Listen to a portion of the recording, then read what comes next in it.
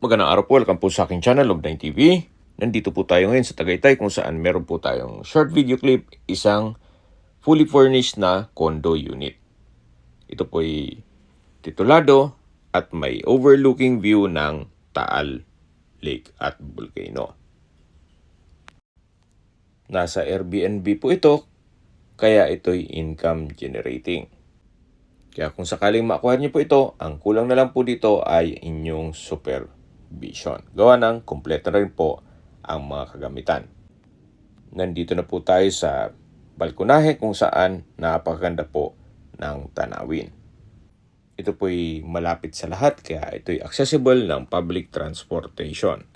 Binebenta po ito ni owner sa halagang 6.5 million pesos net. Kung may mga katanungan po kayo, tawag lang po kayo sa aking numero. Maraming salamat po.